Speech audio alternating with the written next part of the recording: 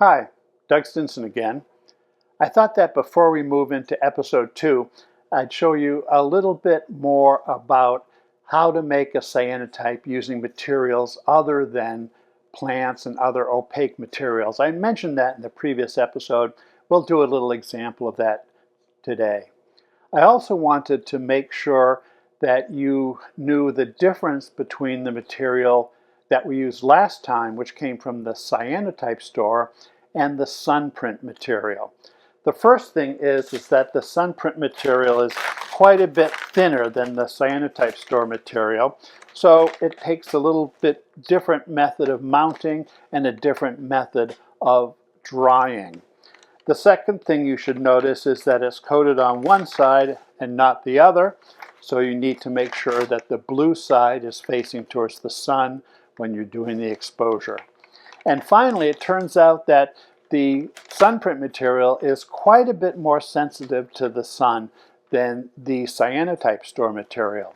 So if the wait that it took for exposing the material that you saw in the last episode was a little bit too long, if you have someone who has a shorter attention span, like maybe a child that you're working with, perhaps the Sunprint material is for you. So with that, let's start the exposures. Here are some of the objects I will use to make today's photogram. I have some plastic gems I picked up at a craft store, some plastic cubes, plates, and lenses I got at Tap Plastic, and a halogen lamp from an automobile headlamp.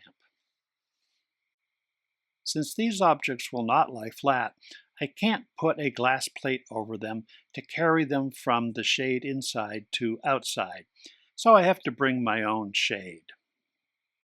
We'll bring in the exposure, and one of the characteristics of the Sunprint is it starts out blue, but then turns white as it gets exposed.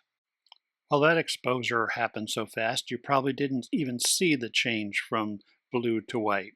So we'll peel off some tape here and you can see the original color and compare before exposure to after exposure. Here you can see what the cyanotype looks like after exposure. Then as we put it into the water, the part that was white will turn to blue and the part that's blue will turn to white.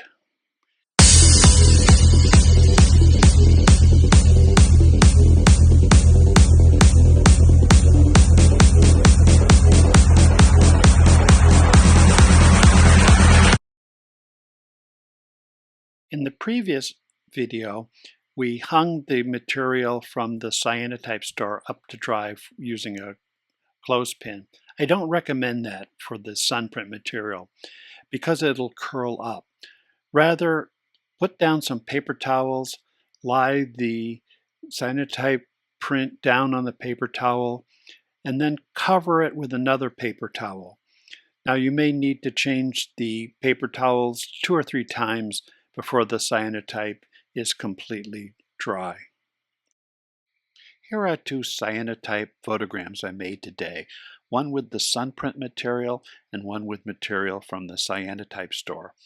You can see there's considerable difference between the two. The most dramatic is that the material from the cyanotype store required about a 5-minute exposure, while a good exposure was accomplished with the Sunprint material in approximately 10 seconds, much faster. There's also a significant difference in the tonality of the 2 prints. The cyanotype store material seems to have much brighter whites, maybe higher contrast, while the Sunprint material has more variations in shades of blue. You can choose one or the other depending on which one you prefer from an aesthetic point of view. It doesn't make any difference from a technical point of view. Just use the one that you think you like the best. But when we get into making continuous tone prints from a digital image, there could be quite a bit of difference, and we'll explore that in episode 2. In episode 1, I demonstrated how you could make a photogram using the cyanotype material from the cyanotype store and using plants that you might find around your house. And you can do that at home in the kitchen without any fancy darkroom or anything.